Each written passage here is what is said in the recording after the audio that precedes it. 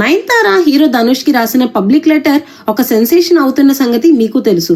అసలు విషయం ఏంటంటే 2015లో నయనతార నానున్ రౌడీదాన్ అనే సినిమా చేశారు. ధనుష్ ఈ సినిమాకి ప్రొడ్యూసర్, నయనతార హస్బెండ్ విఘ్నేష్ శివన్ ఈ సినిమా డైరెక్టర్.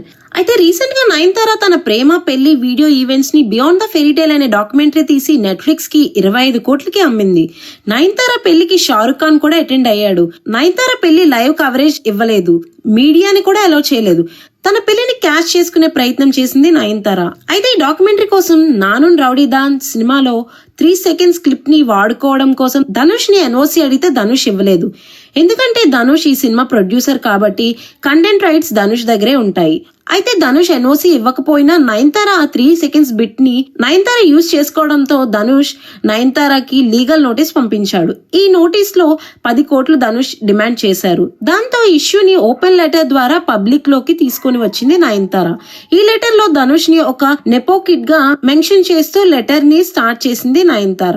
అయితే సీన్ రివర్స్ అయింది. అందరూ ధనుష్ ని సపోర్ట్ చేస్తున్నారు.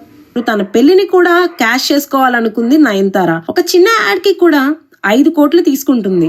అలాంటప్పుడు ధనుష్ 10 కోట్లు డిమాండ్ చేస్తే తప్పేంటి అని నెటిజన్లంతా మాట్లాడుకుంటున్నారు. నిర్మాత కోసం ఒక ప్రమోషన్ ఈవెంట్ కి కూడా అటెండ్ అవ్వని నయనతార ఎథిక్స్ గురించి మాట్లాడటం ఏంటి అని నెటిజన్లు మాట్లాడుకుంటున్నారు. నయనతార ఒక ఈవెంట్ లో అల్లు అర్జున్ ని కూడా అవమానించింది. ట్విట్టర్ మొత్తం నయనతారనే ట్రోల్స్ చేస్తున్నారు. మొత్తానికి ఇష్యూ అయితే ఇది, చూద్దాం ఏమవుతుందనేది.